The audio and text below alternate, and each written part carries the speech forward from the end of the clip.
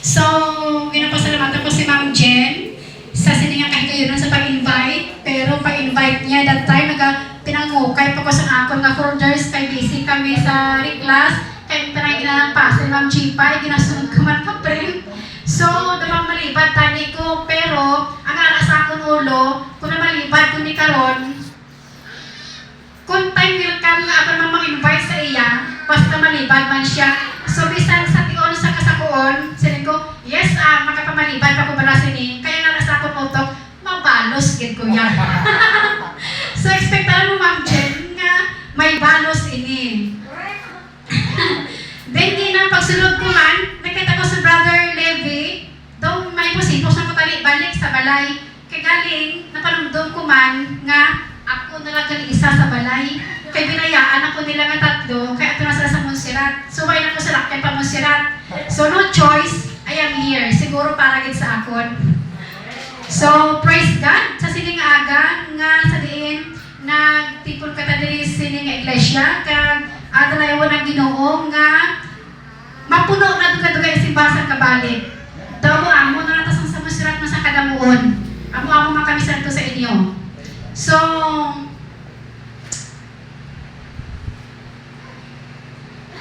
may isa ka pamatanon.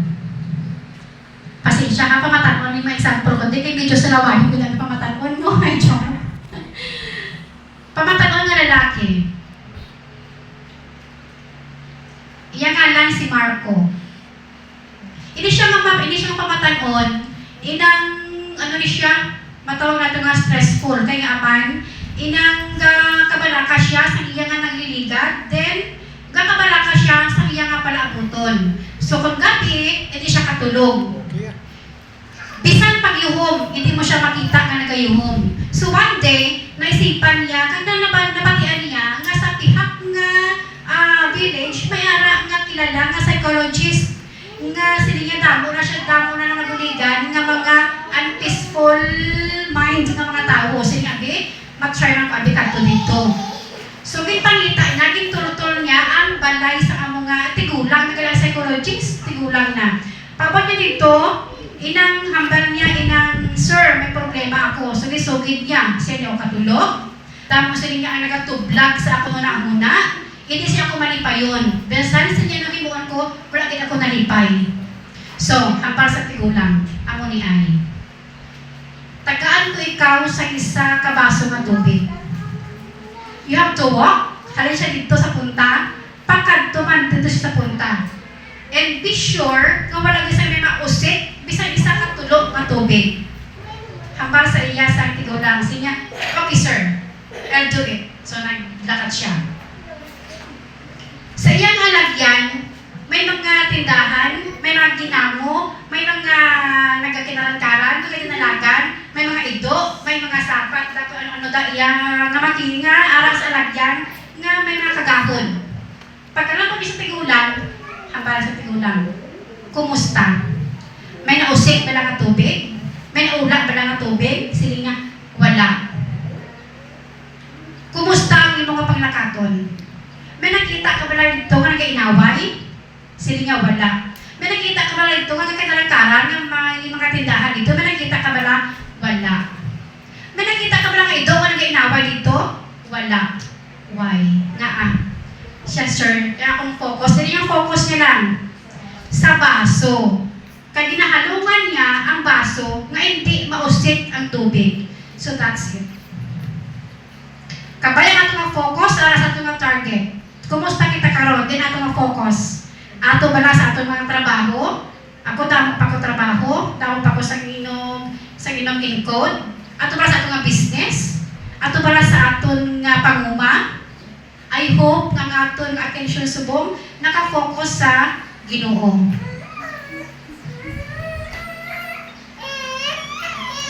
Let's pray. Sa imo halanggan ng mga Diyos. Alright, sini nga adlaw, sini nga kay actually nalipat ako friend kay sa damo-damo sang halimpasang pag homecoming wala ako sang tulog nga manubo sa alas 12. So hasta sa kagabi lang, kagapon nakapasa na kami sa among nga folder. So kagabi lang, alas 7 pala ko Tulog kuya. Nagtulog ko alas 7. Nakapugta ko alauna.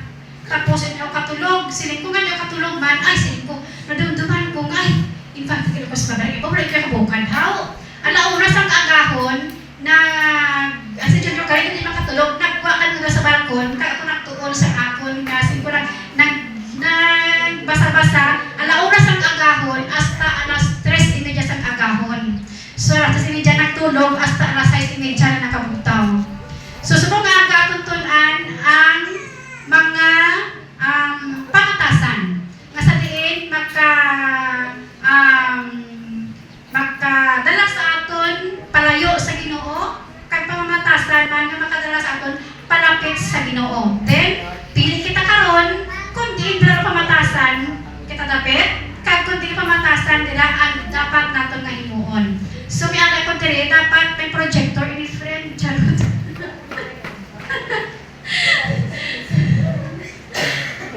Joke lang. Gisulat ko lang diluan, kay kalain akong agi.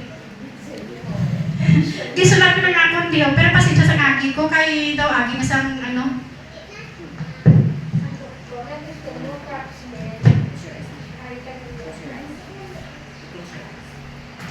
Bad trait. Ang makadala sa aton palayo sa Ginoo. Una, ang tinatawag nga bugal. Actually, damo ni siya, pero nakuha ko sa tatlo gid, top 3 nga pinaka unang gid nga pamatasan. Una-una gid ang bugal. So meaning ang bugal una gid nga makapalayo sa aton sa Ginoo. O kung ang pagka-bugalon. So kung yun dumas sa Biblia, si Hari Nabucodonosor, no? Ganito siya, nagpabugal siya sa iyang nga ginharian, kag sa iyang nga pagkagamanan. Then, ano tapos sa iya? Nagdula ang iya nga insaktong panguna-una. Kag nagkabuhi siya, santo parehasang sapat for 7 years. Pero sa muli, sa kinala niya Ginoo nga gamanan, nagbalik man. So, ang verse na ito nakita sa Proverbs 16:18. So, nagambal.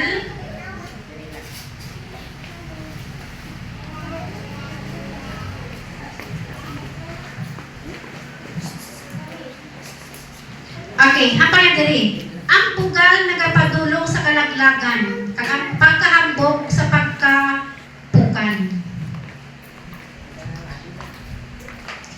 Of course, kung ang bugal makapalayo sa aton, ano makapalapit sa aton? Sa Ginoo. Ano ang opposite sa bugal?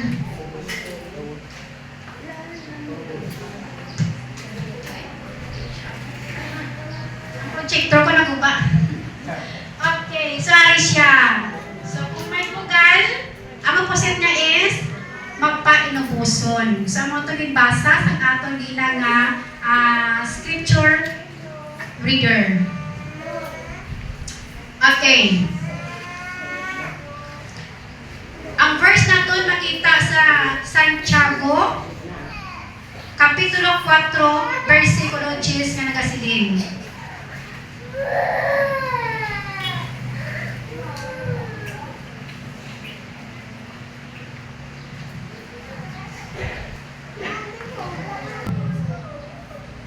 Magpaupos kamo sa presensya sa Ginoo, kag iya kamo bayawon. May istorya sang peacock kag sparrow. Kapag kayo masinasang ang bugalon ko nga peacock kag ama mapainubuson nga ang sparrow? Maya. Okay, hanggang sang peacock sa hagulangan. Look at me! Siya tulong ka rin niyo ako. Ako ang pinakagwapa sa sinya kagulangan. Lantawa ang ako mga balahibo. Damo sang nanarisarin nga kulor. Wala sila sa kasing gwapa sa akon sa sininga kagulangan. Sa malapit na kahoy, kapro pamati lang ang maya. Din ang maya ya, gina-shorter niya, ginapinan niya ito ang gagmay ng mga pistis. Nga daw hindi kasarang, gina-amligan. Nag-abot karon ang bagyo. Wala pa nagawa ng peacock. Nakadto siya sa open space, kaya dito siya nagtindog. daog siya nga inang-apinan siya o kung protektahan siya sa iya nga manami nga balahibo. Apa ka nga natabo? Naghuyop ang mabaskong nga hangin, nagkalapuktol o kung nakalagisi-gisi ang iya nga balahibo, kag nabilin siya nga kakurog-kurog. Kumusta ang sparrow? Ang sparrow ya, syempre, nanago sa tree, kag naluwas yung sparrow. Luwasin na, nakabulig pa siya sa ibang pagid ng mga gagmay nga pispis. So, ang bugal, hindi makabulig sa aton. Instead, makadala ini sa aton na kalainan. Pero, ang pagkamapa, inubuson, makabulig, kaya maka-inspire sa iban. Ikaduha. Ano yan ang ikaduha? Top 2. Nan, ari. This is dalok. Nan. Pero kapati ko yan, kasan yung kiss wala mga dalok. Ang Brad Levy. Dahil hindi mas masang Brad Levy kayo. May dalok okay, kita. dalok. Okay, sa Biblia naman, kung ako itong tulokon, sino ito kanya ang karakter ito nga dalok? Si Judas Iscariot? Nan.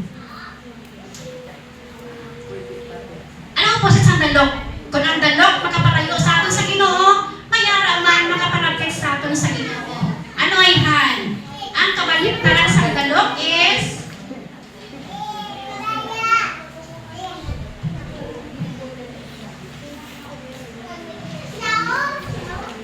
okay, this is it. Mahinatagon. Kung ang pagiging dalok makapalayo sa aton sa Ginoo, ang pagka-mahinatagon makapalapit sa aton sa Ginoo. Hambal niya sa ikaduhang Korinto chapters 9, 6 to 7.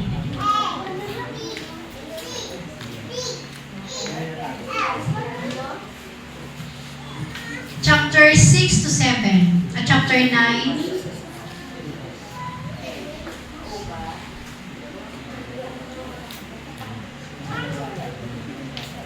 Okay, hambal niya. Dumduman ninyo ini. Ang tao nga nagasabog sing jutay, magapatuba sing jutay. Ang nagasabog sing madamo, magapatuba sing madamo. Ganyang tagsa-tagsa dapat maghatag suno sa iyang napaliod na ihatag. Hindi nga may kangilin o tungod kay katungdanan niya. Kaya ang Diyos nagahigugma sa nagahatag nga malipayon. Okay, may isa ka istorya.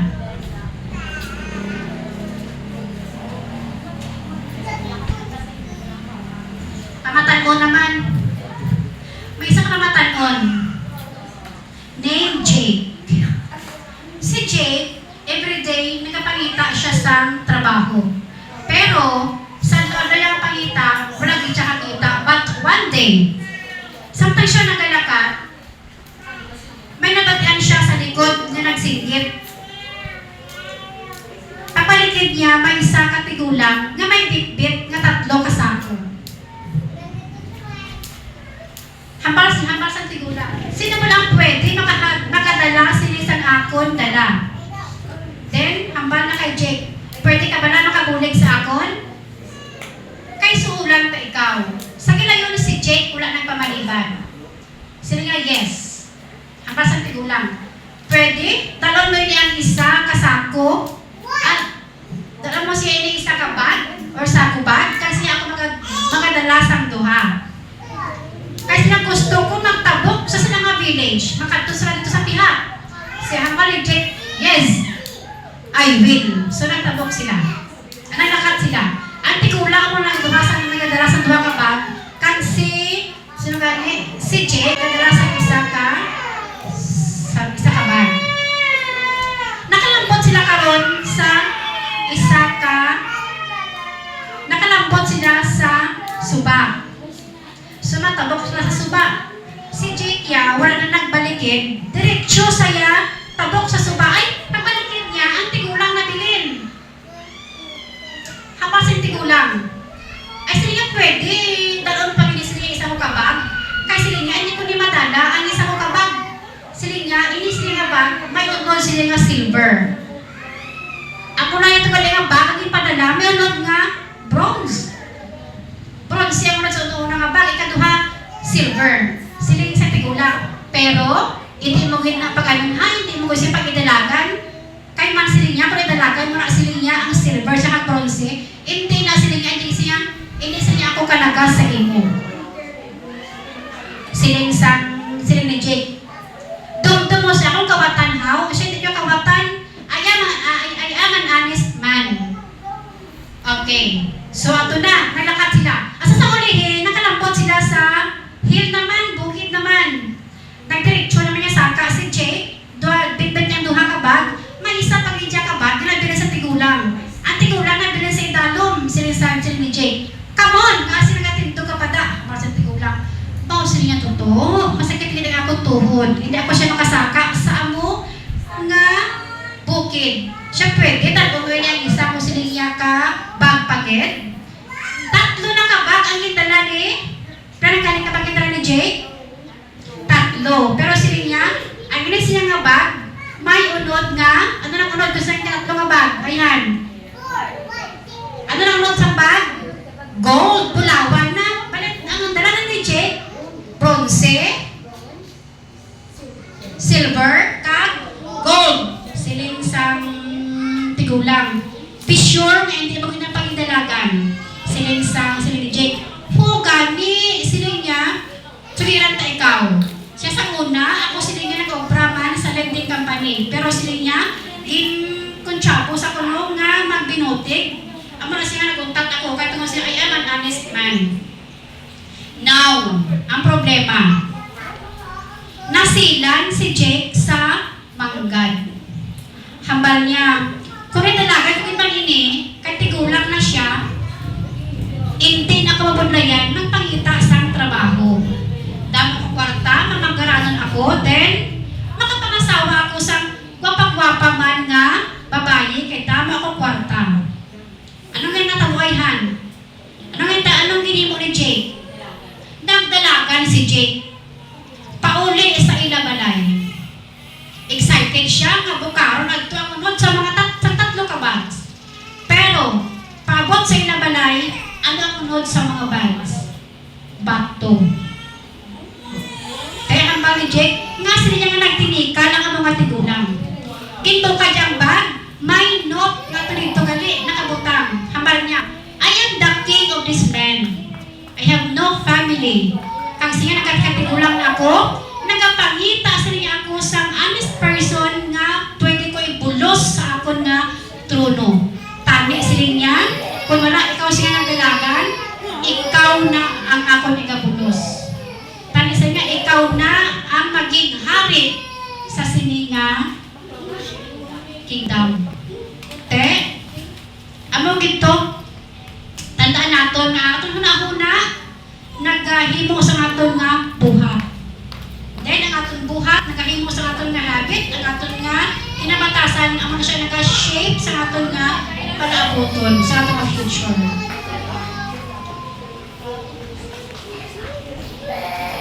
Okay, the last one. Last one is, among itiniguro ang tanan sa aton, ini tanan sa aton. Top 3. Third is, akig. O kung ang kaakig, o kung palaakig. Ako isa na ka palaakig. Okay. Kung ang pagkapangakig, magkadala sa aton palayo sa Ginoo, ano naman ang makapalapit sa aton sa Ginoo? Abi mga bata, abi, ano ang kabaliktaran sa pangakig?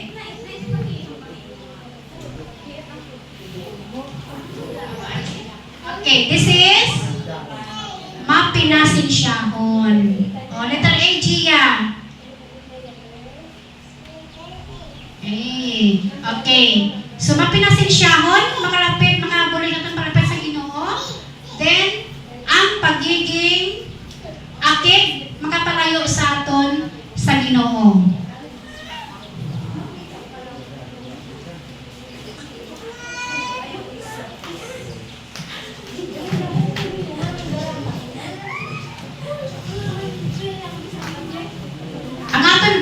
makita sa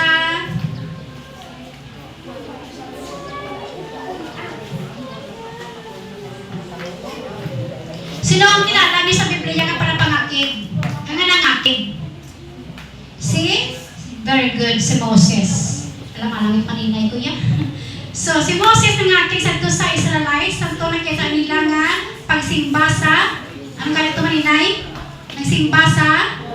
Yeah, yes. None. So, may pangakig, magaling sa Biblia, no? When someone hurts you, choose to stay calm. So, kung ito patayan. And understanding, you show pasensya instead of akig. May experience ako sa eskwelahan. Malamang ito ginaya ang ginabara ng kapangudi ko. Ngayon na nakita mo na, ngayon di pagin mag-ako. Sila ko sa ila, be sure, ayun na iyan nga makagawa ka sang zero kaysa kudigo ikaw. O di ba lalo? Ang kaya yung kinapahan ng ko nga okay lang yan maglubang ang score yan ang kudigo. Sa amon nga third quarter exam, so syempre maestra ka, kilala mo yan ang sa bata mo, hindi kilala mo kung pila yan ang score nga dapat, hindi ba hindi mo na gina-underestimate mo, pero kilala mo ang kapasidad. So out of 40 items, ang course ang 26, which is I know hindi niya kaya. Then, wala mo nag-react, kung wala sila nagsilong pag-anay. Kaya nga aman, nagkita sa classmate, nga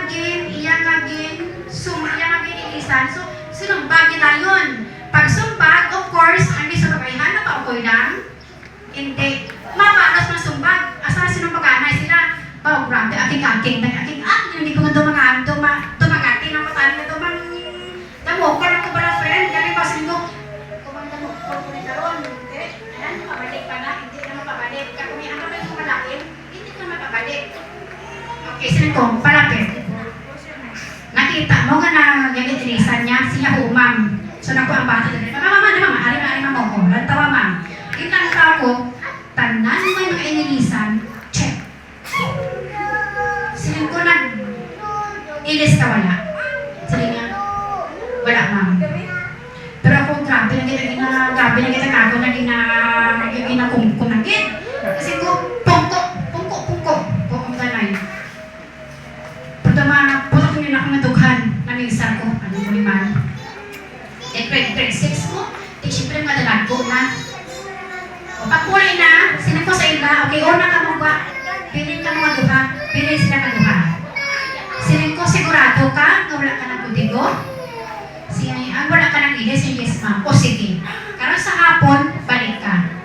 Tagaan, ikaw test, di ba? Isang parigo lang nga, test, isang parigo lang. Siguraduhon mo, nga makuha mo ang 26 man yapong nga score. Kung hindi ko na gani makuha ang 26 na, o silingon, nang ilis, ikaw sa imo sabat. Pero siling ko, kung nakuon mo yan sa akon, nga nang ilis sa imo sabat, hindi ko na ito patagaan sa exam ko sa hapon. Ako nga na lang pala kadaan. Di ba nga woodlay ka pa? Huwag ka dugay habalya. Sorry ma'am, dinilisan ko. Okay, go home now. Tapos ang istorya. Hindi ka nang bakang test ako, balaan ko na nag-ilis ka. Okay? Amo na ginatawag nga, kaya at that time, abe, kung nagpinangakit ko, nagpinangastigo man ko sa ila, so, kundi, naikuan ako nga kinumuman, basi ko nakasubag, basi ko na really, naikuan, pati ako nga mind, ako nga baba, naikuan man, then, syempre, kung nakagawa ka muna, lalo na sa bata, si mami, nakabulit, nag-one sa mundi, so be it. Ang mga ito patayan mga kauturan, in terms of aking kita, be calm. Pahaway nanay. Kahit duga-duga yung kakig mo na, kang panagdon ka na rin marimuon mo, kaya kakig mo na, maano lang na, matulak, and then, ma-realize mo kung ano mo dapat nga himuon. Okay, kada nangalabit na git, ang akon nga istorya, kagi-preparan ka yung isang ilagit ka oras. So, sa tanang kation, aton pa ng tuhon. Ang bugal, hindi gid makabulig sa aton. Instead, makapanain ini sa aton. Ang pagkamakigon, hindi gid makabulig sa aton. Bilang Kristohanon, dapat naton i-manage ang maayo ang aton nga emosyon.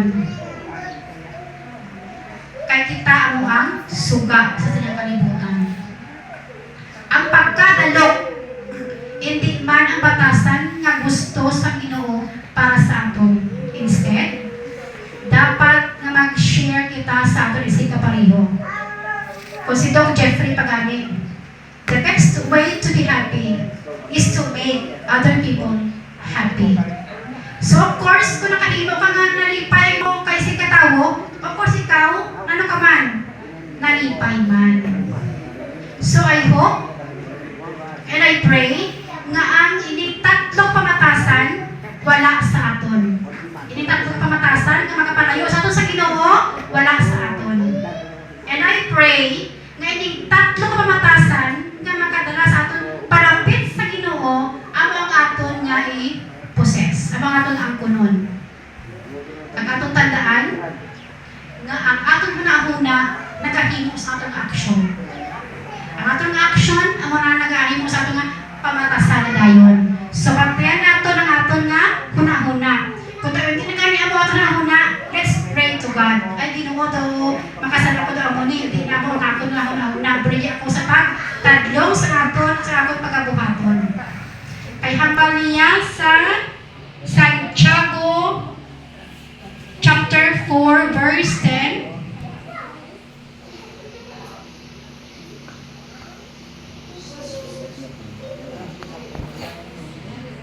Tapos kamo sa pasensya sa Ginoo. Kag iya kamo bayawon. Kabay ang Dios magpakamaayos sa atong tanan.